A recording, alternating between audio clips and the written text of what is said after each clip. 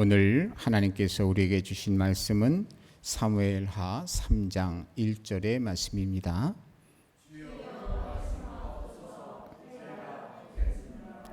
사울의 집과 다윗의 집 사이에 전쟁이 오래매 다윗은 점점 강하여 가고 사울의 집은 점점 약하여 가니라. 아멘.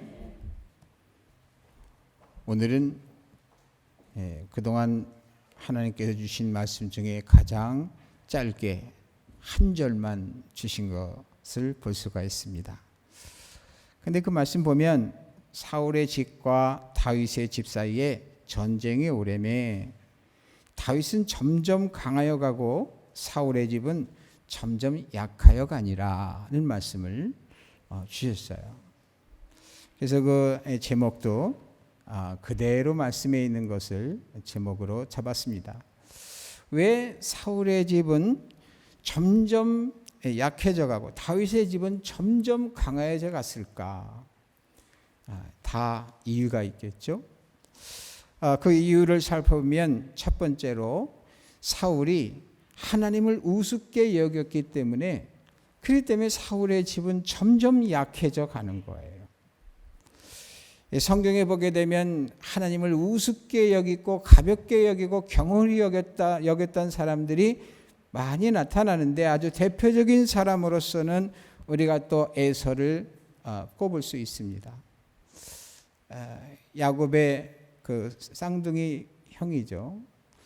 근데 와일드하고 남성답고 멋있게 생겼는데 사냥을 좋아하고 그런데 그만 참 성격이 급한 만큼 신중하게 생각하지 못해서 그래서 뭐냐니까 이 하나님이 기뻐하지 않고 또 부모가 기뻐하지 아니하는 이방 여인에게 마음을 주고 그래서 속을 엄청 상하게 만들어요. 더군다나 하나님께 주신 장자의 복이라고 하는 것은 굉장히 중요한 건데 야곱에 의해서 그 팥죽 한 그릇에 그냥 말로지만 넘겨요. 하나님은요 말로 하는 것 자체가요 이것을 굉장히 중요하게 여겨요. 우리가 그래서 말을 잘해야 돼요. 그래서 성경 신약에도 마음으로 믿어 의에 이르고 입으로 시인하여 구원에 이르느니라 그랬잖아요. 그래서 우리가 말을 굉장히 잘해야 돼요. 이 말 하나 때문에 참 복을 받기도 하고 저주를 받기도 하고 그래요. 말 한번 잘하면 천냥빚을 갚는다라고 하면 그런 말, 그 속담도 우리나라에 있잖아요. 말의 중요성. 그런데 우리는 대부분이 말에 대해서 그냥 말해버리고 공기 중에 흩어져 버리니까 아무 효력이 없는 것처럼 이렇게 여길 때가 많이 있어요. 그래서 말을 굉장히 소중하게 해야 된다. 신중하게 해야 된다. 그게 에서가 말이죠. 하나님을 경홀히 여겼어요. 그래서 하나님을 경홀히 여긴다는 것은 자기 뜻대로 한다는 거예요. 그래 결국은 에서는 장자의 복을 못 받고 에돔 족속의 조상이 되지만은 결국은 그 족속들이 참으로 빛을 보지 못하는 그러한 족속들로 역사상 끝나잖아요. 또 다른 사람은 또 뭐냐면 삼손이 있어요. 이 삼손 나실인으로서 정말 하나님께서 큰 힘을 주셨어요. 그런데 이 사람도 이 이방 여인에게 이 마음을 빼앗겨서 결국은 비참한 그러한 종말을 맞이하게 되는 것을 보게 되고요. 또 뭐냐면 솔로몬이라고 하는 사람이 있어요. 일천번제를 하나님께 드릴 정도로 정말 이렇게 하나님의 깊은 사랑을 받고 하나님께서 주시는 큰 복, 전무후무한 복을 받았습니다.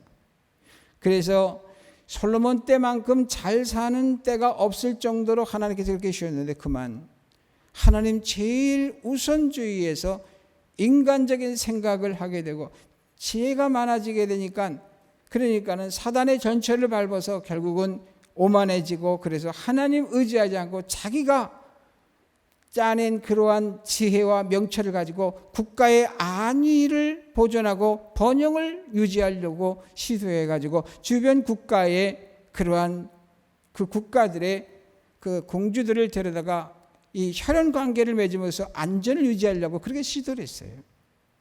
그것이 하나님의 어마어마한 진노가 되고 그 솔로몬의 그러한 사건으로 말미암아서 결국은 삽시간에 이스라엘은 다 높은 산마다 산당이 지어지고 우상 숭배하는 소굴이 되어버리고 말해서 하나님의 진노가 엄청나게 해서 솔로몬 때에 하나님께서 아예 그냥 요절을 내려고 그랬는데 다윗을 생각해서 다윗하고 한 약속, 하나님께서 약속의 하나님이고 약속을 굉장히 소중히 여기시는 분이세요. 그래서 솔로몬 때 안 하고 그 아들 르호보암 때 그렇게 하겠다고 해서 결국은 말이죠. 통일왕국 시대가 남유다 북이스라엘로 갈라지는 분열왕국 시대로 돼버리는 이런 결과를 초래하게 돼요.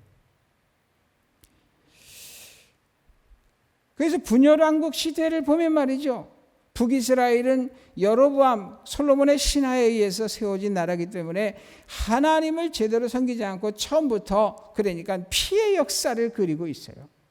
아수리에 멸망할 때까지 피해 역사를 이루고 있어요. 남유다도 뭐냐요? 하나님을 잘 섬기는 것이 아니라 하나님을 섬겼다. 또 하나님께서 훌륭한 왕을 주면 좀 괜찮아졌다가 또 악한 왕이 생기고 이런 식으로 계속 하다가 바벨론의 포로로 차서 70년 동안 그 포로 생활을 하게 되는 것을 보잖아요. 이런 거를 보더라도 뭡니까? 정말 하나님을 우습게 여기면 하나님은 만홀히 여김을 받으시는 분이 아니시라 그랬던 것처럼 하나님께서는 공의의 하나님이시기 때문에 그냥 내버려 두지 않는 역사를 성경을 통해서 우리에게 확고하게 보여주고 있어요.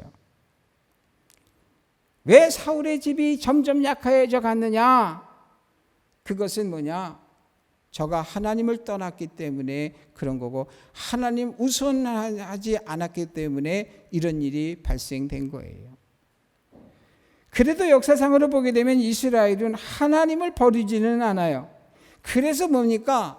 하나님께서는 이스라엘의 역사를 통해 보게 되면 그냥 숱한 전쟁사의 피해를 어마어마하게 보는 그런 나라지만은 그러나 70년 동안 포로 잡혀서 70년 동안 황폐했던 그 본토를 갖다 다시 찾게 하시고 그리고 나서 뭡니까? 72년도에 AD 72년도에 마사다 전투를 끝으로 해서 그 이스라엘 본토를 잃고 다 국민들이 세계 유리를 하고 그렇게 되는데 1874년인가 6년인가 이 정도 지나서 2차 세계대전이 끝날 때 독립이 된다는 거 이거 말이죠.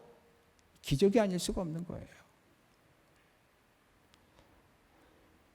그래도 하나님을 붙잡은 자는 고생을 시켜도 하나님께서 회복시킨다는 메시지를 이 역사 가운데 성경의 역사 가운데 이 시대의 역사 가운데 하나님께서는 그대로 좀 살펴볼 줄 아는 사람에게는 알 수 있도록 해주신 거예요. 얼마 전에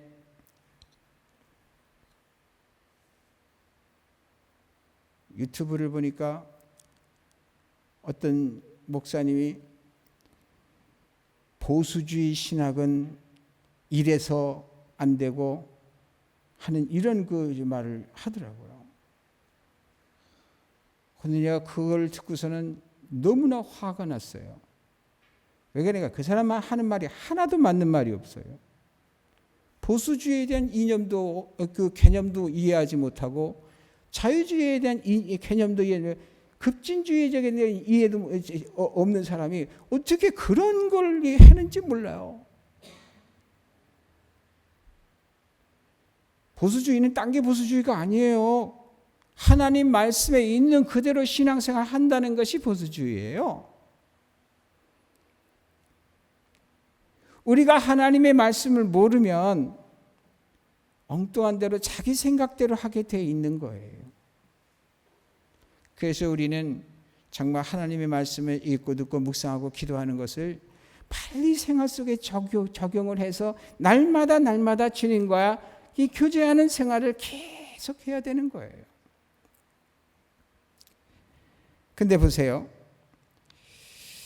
다윗은 그러면 왜 이렇게 흥황했을까라고 해볼 때 다윗은 우리가 잘 아는 대로 최선의 우선, 최고, 최선, 우선을 하나님으로 다 뒀어요. 그 어디서 나타나느냐? 사무엘서의 증거 자체가 그래요. 사울이 자기를 죽이려고 쫓아다녔을 때 사울을 제거할 수 있는 충분한 기회가 있음에도 불구하고 손은 안 돼요. 그가 전쟁터에서 죽었을 때 그 아직 명이 끊어지지 않았을 때에 그 명을 마지막에 손댔다고 아말렉 소년이라고 했지만 아마 군사였을 거예요. 그 사람이 자랑 삼아서 말이죠. 그 다윗에게 왔을 때 그를 쳐 죽이라고 그러지 않습니까?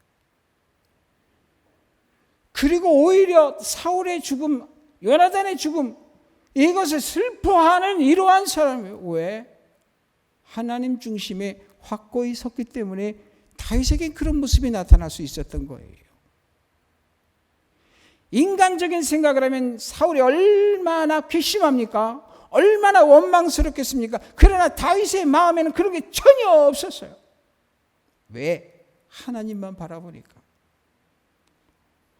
오늘날 우리도 누구를 원망할 것도 없어요. 우리는 하나님만 바라보고 다윗이 행했던 것처럼 우리도 주님 앞에 살아가고 신앙생활하면 최고로 잘하는 거죠. 성경 속에 나타나는 위인들은 하나같이 어땠느냐 하면 최고, 최선, 우선을 하나님께 뒀어요. 기억을 다듬어 보세요. 노아가 어땠었는가? 120년 동안을 하나님만 바라보는, 그래서 하나님의 명령과 법도와 규례대로 그대로 있냐며, 그냥 하루 이틀도 아니에요. 1년도 아니에요. 120년 동안 방주를 지면 그냥 있는 것도 아니에요. 산꼭대기에다가 방주를 짓는 일에 도구도 제대로 없고 오늘날처럼 연장도 제대로 없는데 그 어마어마한 대공사를 갖다가 누가 도와주는 것도 아닌데 그거를 어떻게 했겠어요? 못해요. 그리고 나가 떨어질 만도 온데 끝까지 해냈어요.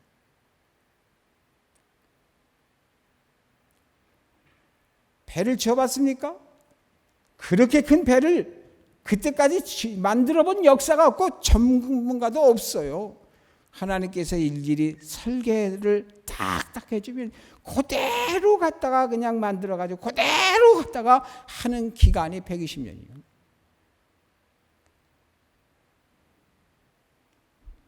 너무나 대단하고 너무나 존경스럽잖아요. 아브라함도 그랬죠. 아브라함도. 그래서 믿음의 조상으로 인정을 받잖아요. 이삭도 그랬고요. 야곱도 그랬고요.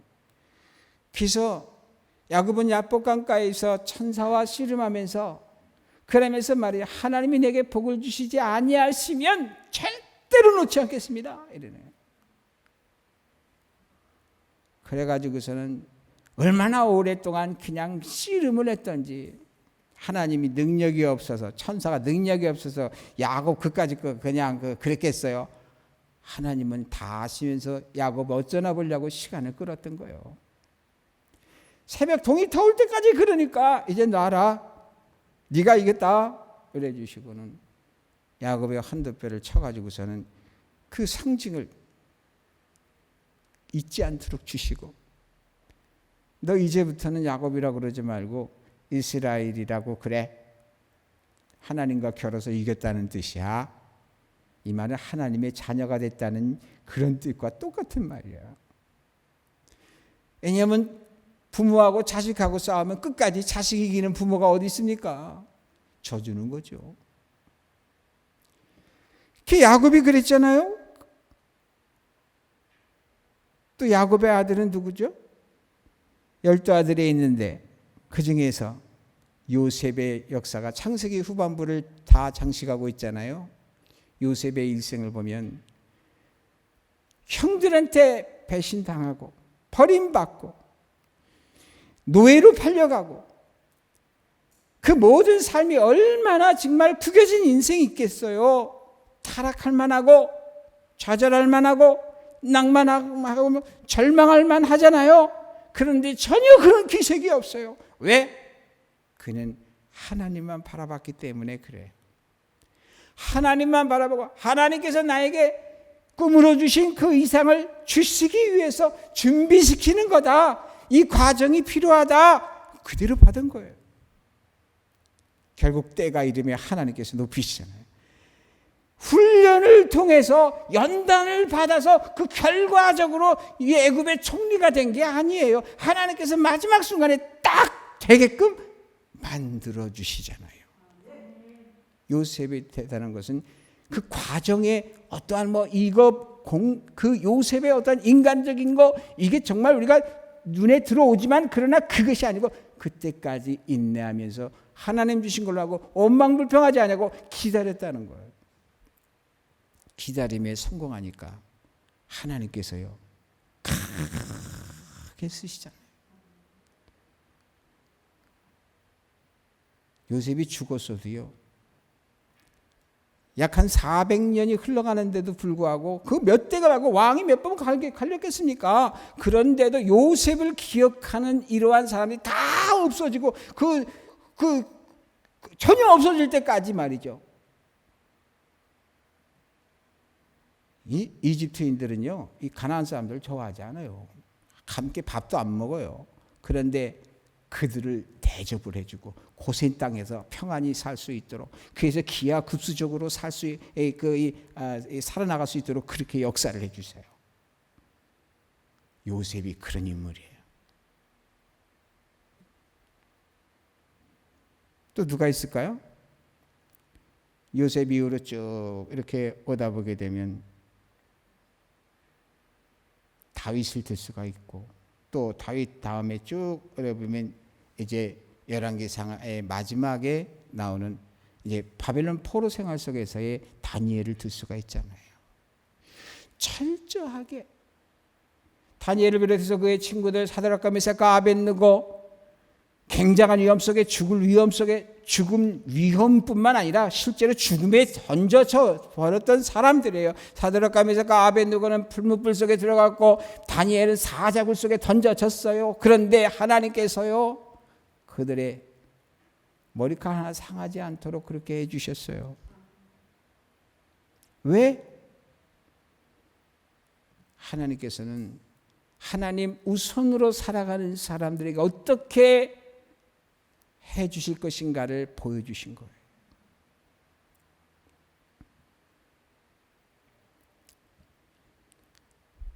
다니엘 이유는 누가 있을까요? 물론 예수님은 그냥 당연히 알고 있는 거고요.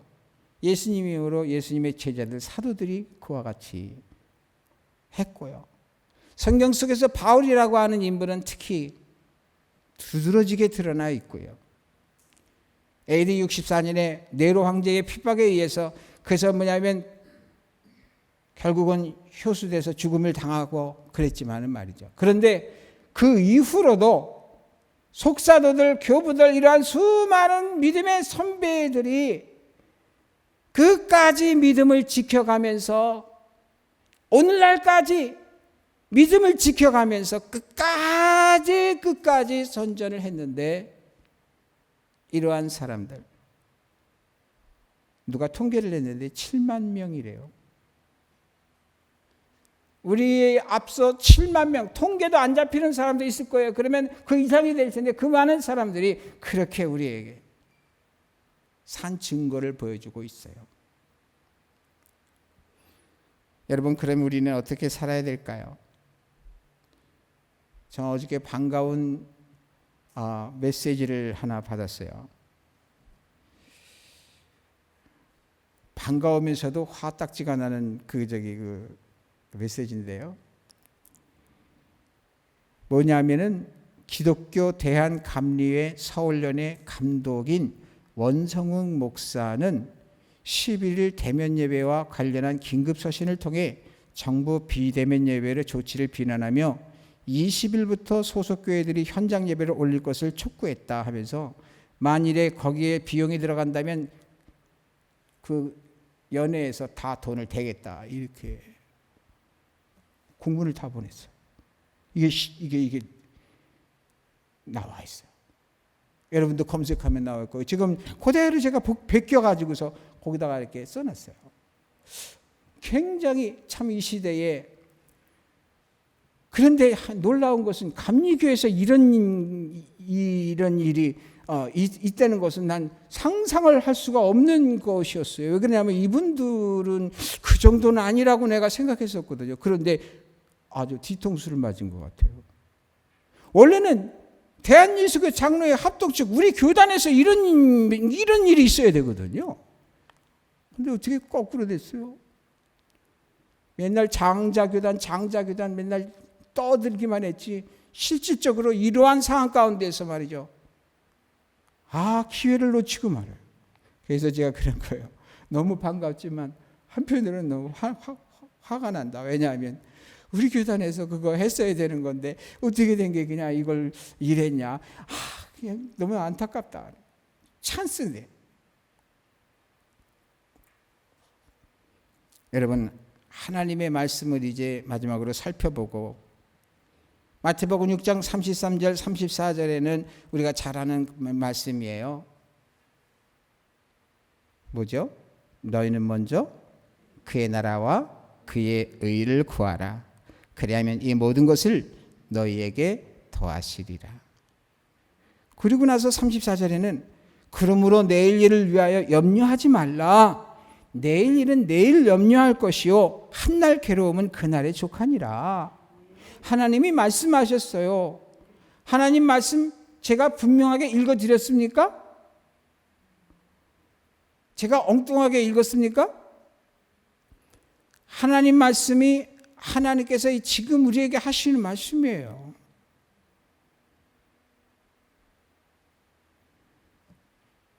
주님 말씀대로요.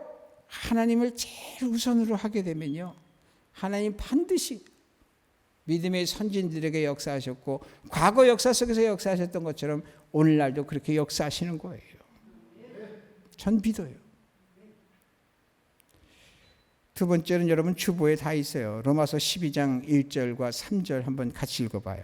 그러므로 형제들아 내가 하나님의 모든 자비하심으로 너희를 권하노니 너희 몸을 하나님이 기뻐하시는 거룩한 산 제사로 드리라. 이는 너희의 드릴 영적 예배니라. 너희는 이 세대를 본받지 말고 오직 마음을 새롭게 함으로 변화를 받아 하나님의 선하시고 기뻐하시고 온전하신 뜻이 무엇인지 분별하도록 하라. 내게 주신 은혜로 말미암아 너희 중 각 사람에게 말하노니 마땅히 생각할 그 이상의 생각을 품지 말고 오직 하나님께서 각 사람에게 나눠주신 믿음의 분량대로 지혜롭게 생각해라. 무슨 말씀이냐 하면 이 세대를 본받지 말라는 거예요. 점점 모이기를 패하는 그러한 흐름으로 세상은 나갈 거예요. 그리고 역사의 흐름도 그럴 거예요. 점점 모이기가 힘들어져요. 산업화, 도시 집중화로 인해서 뭐냐면 그런 영향이 있고, 그 다음에 이제 여러 가지 세속 문화의 문명이 발달함으로 말미암아서 기독교의 영향력이 감소되고, 그리고 나서 또 뭐냐면 기독교계의 부패로 말미암아서 결국은 사회에 본이 못 되고, 그것으로 인하여서 신뢰도가 일어나고 권위가 상실이 되고, 이렇게 코로나나 이런 거를 통해서 또한 뭐냐면 딱 점점 옥죄 갖고 있어서 사람들이 바빠갖고, 저는 가끔 그런 생각을 해봐요. 성도들이 생활해가면서 진짜 생계가 위협받는 그런 가운데 예배 드리는 것과 이렇게 딱 맞물릴 때 얼마나 갈등이 심할까, 얼마나 힘들까.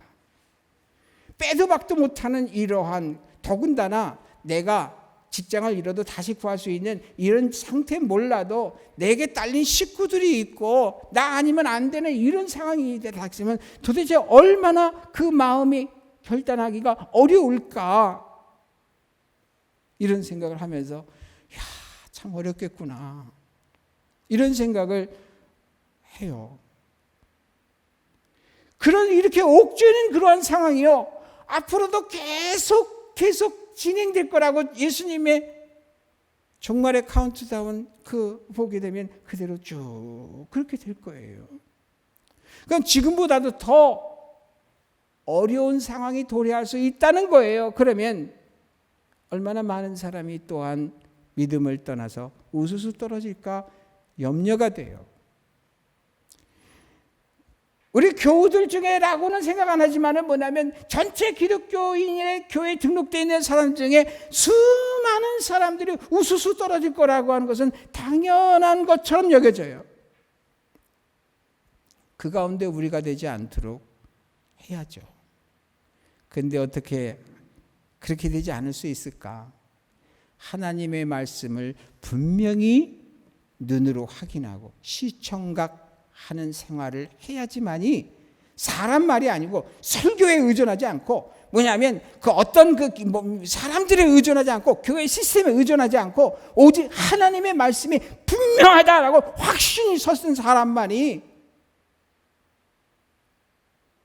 목숨 내놓고서 했을 때 생즉필사 사즉필생에 죽고자 할 때 그런 마음을 가지고 있을 때 하나님의 역사로 말미암아서 그 사람이 끝까지 남은 자가 될 수 있겠다 이런 거죠. 그래서 로마서 12장 3절 마지막 부분에 보면 말이죠.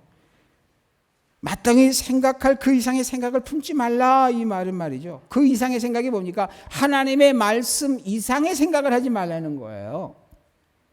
오직 하나님께서 각 사람에게 나눠주신 믿음의 분량대로 지혜롭게 생각하라는 것은 말씀에 대한 믿음, 그 믿음, 말씀에 대한 믿음의 분량만큼 그 말씀 안에서 생각하라는 거예요. 그런데 요즘에 기독교 지도자들이라는 사람들이 성경에서 없는 얘기도 하고 우리 믿음의 사람들은 그냥 듣기 좋은 소리니까 그냥 거기서 그냥 그러고 스펙이 좋으니까 그냥 인정하고 그냥 믿고 이렇게 돼버리잖아요. 여러분 다 없애고 말이죠. 성경으로 돌아가셔요. 하나님 말씀을 보고 하나님 말씀에 그 선포된 말씀이 있으면 아멘하고 아니면 아무리 귀에 좋은 소리라도 여러분 절대로 거기서 아멘하면 안 돼요. 에베소서 6장 16절에서 18절 한번 읽습니다. 모든 것 위에 믿음의 방패를 가지고 이로써 능히 악한 자의 모든 불화살을 소멸하고 구원의 투구와 성령의 검 곧 하나님의 말씀을 가지라. 모든 기도와 간구를 하되 항상 성령 안에서 기도하고 이를 위하여 깨어 구하기를 항상 힘쓰며 여러 성도를 위하여 구하라. 믿음의 방패를 가지래요. 이 방패가 뭐죠? 믿음인데 이 방패 믿음이라고 하는 것은 뭐에 대한 믿음이냐는 거예요. 하나님의 약속에 대한 믿음인 거예요. 하나님이 이렇게 해주시겠다, 이렇게 해주겠다, 이렇게 해주겠다 하는 약속에 대한 믿음이에요. 이것을 굳건히 가지고 있을 때 어떻게 되냐? 이게 방패가 되는 거예요. 하나님께서 말씀하셔서 하나님께서 이렇게 말씀하셔서 그래 아무리 어려워도 내가 변치 말아야지. 이게 방패예요. 누가 어떤 소리를 해도 하나님 말씀이 없는 소리야. 믿을 수 없어. 근데 하나님 말씀이 있는 말씀에서 아멘 맞아. 그 성경에서 내가 봤어. 맞아. 하나님 약속하신 거 맞아. 이게 구분하는 게 이게 뭐냐니까 방패예요.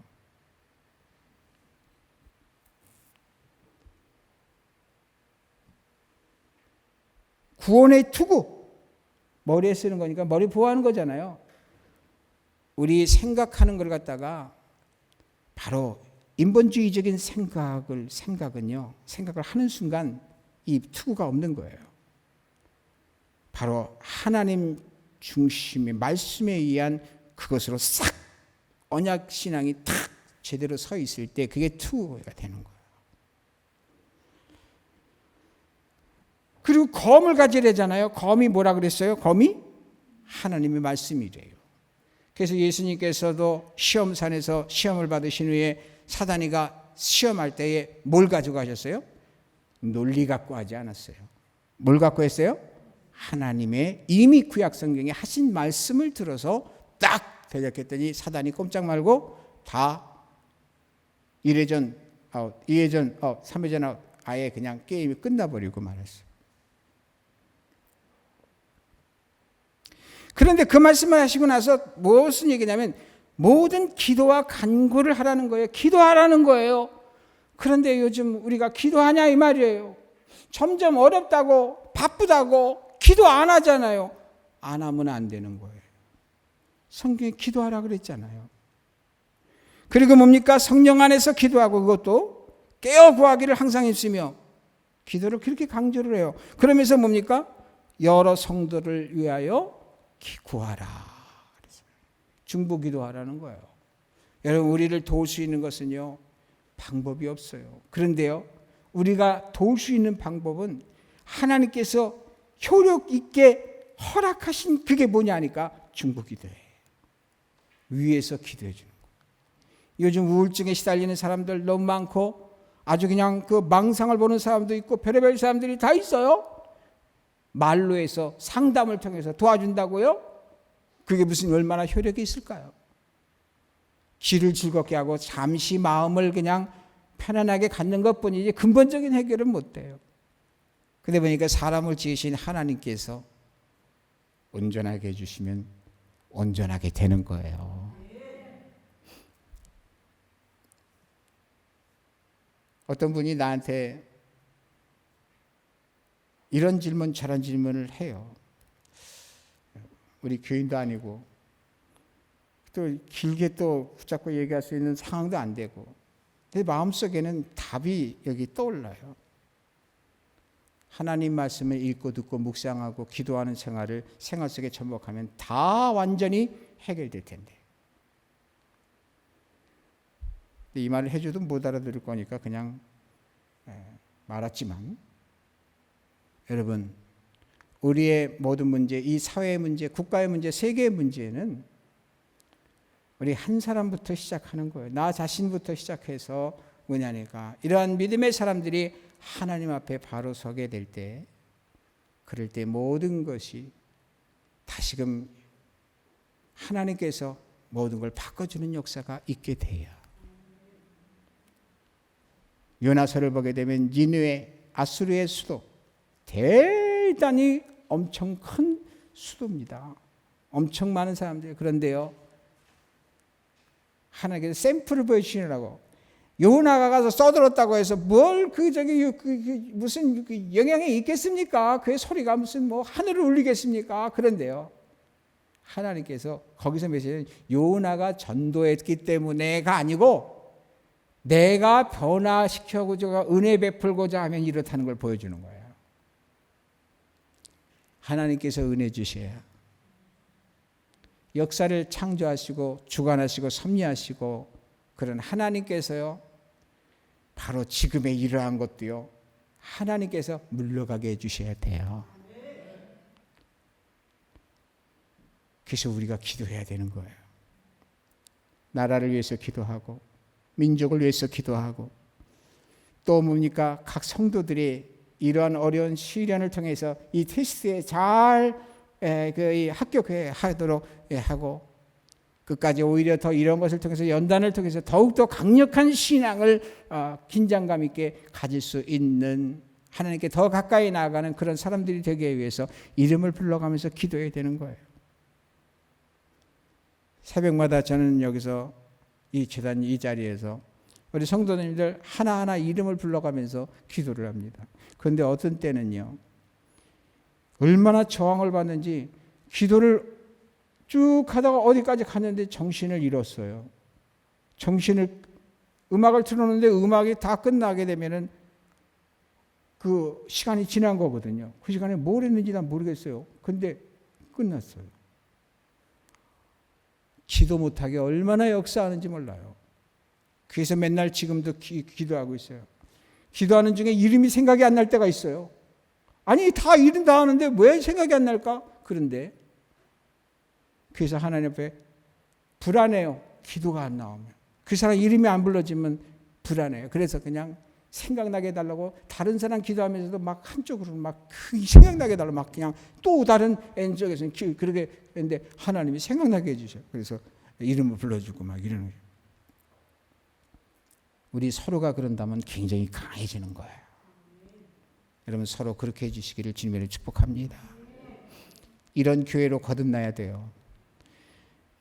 현대교회가 이 코로나가 지나간 다음에 다시금 성장기를 맞이한다면 옛날처럼 어중이 떠중이로서 그렇게 하는 게 아니고 하나님의 말씀을 읽고 듣고 묵상하고 기도하고 생활에 적용하는 이 생활을 하면서 서로 중보기도하고 서로 하는 하나님의 뜻을 살피는 이런 교회로 돼야 돼요.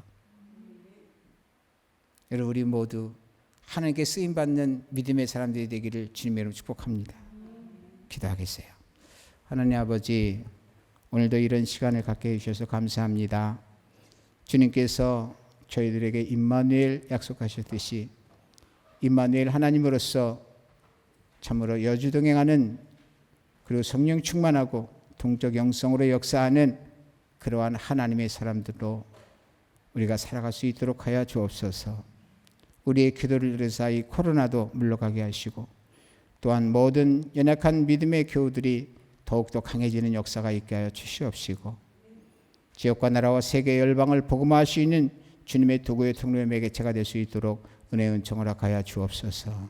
예수님의 이름으로 기도했습니다. 아멘.